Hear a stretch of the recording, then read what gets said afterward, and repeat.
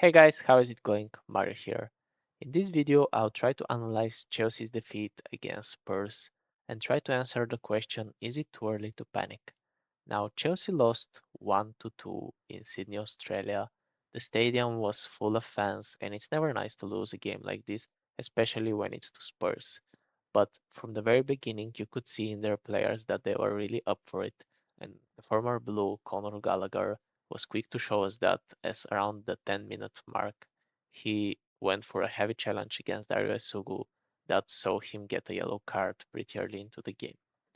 Now, for the majority of the first half, I would say Chelsea were the more dangerous team. We weren't really controlling the possession, but we were pressing really well and we looked the more likely team to score. However, against the run of play around 17 minutes, Sandro Tonali had a long range effort that deflected off Levi Colwill and basically left no chance for Sherman Lowe. Spurs' lead didn't last long, as only 4 minutes after Sandro Tonali's opener, a cross from Jamie Gittens was met by Esteval Willian and the score was leveled. For the next around 10 minutes, Chelsea were the better team as their press was giving results, but around the 35th minute mark, the energy levels visibly dropped, and Spurs took control of the game and finished the half stronger. At halftime, there were some changes for Spurs, and Kevin Danso was one of the players that came on. 4 minutes after coming on, he made a mistake at the back and later was forced into a foul by João Pedro. A foul as a last man in defense results in a red card, and Spurs were down to 10 men. For the next around 10 to 15 minutes, Chelsea were riding the wave of emotion and tried to get a goal, but Kinski came in with two big saves to deny Estevao and later on João Pedro. After that, Chelsea really struggled to create anything going forward, and the game was looking like it will head to penalties. Around the 80-minute mark, Xabi Alonso made a wholesale of changes, and basically everybody who started the game was now substituted except for the goalkeeper. As I said, the game was looking like it will not have a winner in regular time, but in the 91st minute, Kinski had a goal kick which somehow reached Chelsea's penalty box. There was a long shot that followed, which hit the sidebar, and the ball was bounced on from Richarlison, which resulted in Spurs finding a winner in the very end of the game. Now, if we continue with the video, we can see the starting 11 of Chelsea. Of course, as I said, Teddy Sharman Lowe was the goalkeeper for Chelsea. The reason for that was because Sanchez is injured. We don't know how long he'll be out for. Xabi Alonso said that it's not a big problem. He said it's a minor injury, but we'll need to assess it day by day. The good thing is Mike Penders will be joining with the rest of the team in Hong Kong. So if we don't see Sanchez, I'm expecting to see Mike Penders in goal, and I'm quite excited to see how he does. Now, if we continue with the defense, we can see that it was Palestra, Fofana, Cowell, and Jorel Hato who got the nod to start from the very beginning. Now, in my preview, I said I'm expecting Cancelo at left back, and the reason for that was mainly because we didn't see any of Hato in our previous friendly game. But Hato got 60 minutes and Cancelo got 30. In midfield, Darius Sugo and Romeo Lavia were the players who started. I wasn't sure if Lavia is gonna be fit for this game, but he was and he got 45 minutes. So it's gonna be exciting to see who plays the majority of the minutes in Hong Kong, as Caicedo is also joining the team.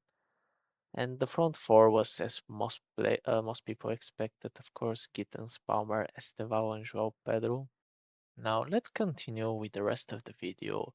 One of the key takeaways that I've had from this game is that the low block struggles of Chelsea continue. Now, after Kevin Danso was sent off, Chelsea had around 40 minutes to play against 10 men, and Spurs' defense isn't exactly watertight as they showed last season. So I was expecting Chelsea to be able to break through, score at least once or twice. Now, Kinski heroics, they they definitely helped Spurs, but after making 2 or 3 saves, Chelsea didn't really create much. We didn't really test Spurs, And it just reminded me of issues we've had during the previous, I don't know how many years now. Chelsea have struggled against low blocks, and it's just a painful topic for Chelsea fans. So, should we be worried? Now, it's always worrying when you see a pattern of play that hasn't been fixed in many years. But given the fact it's still early preseason, I'll say there is no need to press the red button and go into panic mode because I'm expecting Xabi Alonso with some more time to be able to fix some of the issues, and also not all of the players that we're gonna have during the season, not all of them are available right now. So the team will definitely improve, but there were some worrying signs there, so we need to keep an eye on that.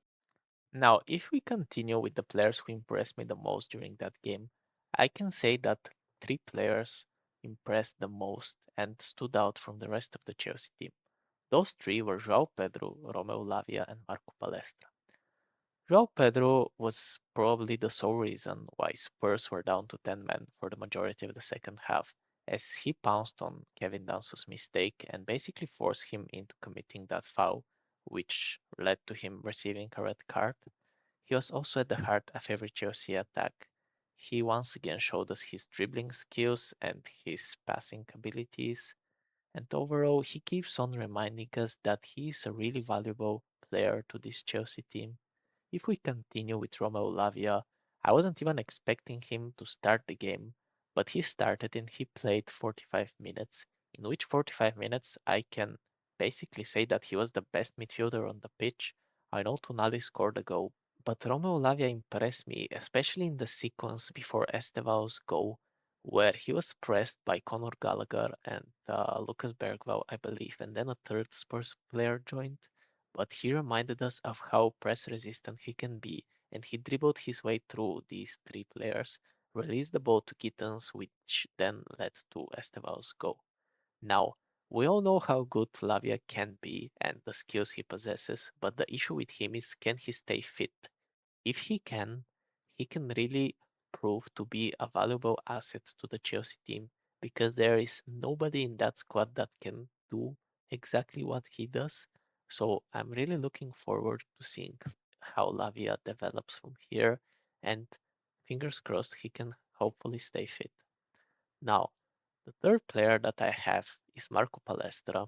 He combined on the right side with Estevao on numerous occasions, and I just remember one transition where he and Estevao just went through like the whole Spurs' left side of the pitch without even giving them a chance. And overall, his game was really impressive. His combinations with Estevao are looking like they've been playing together for quite some time, and this is just their second game that they play together. So it's really exciting to see how this right side will develop.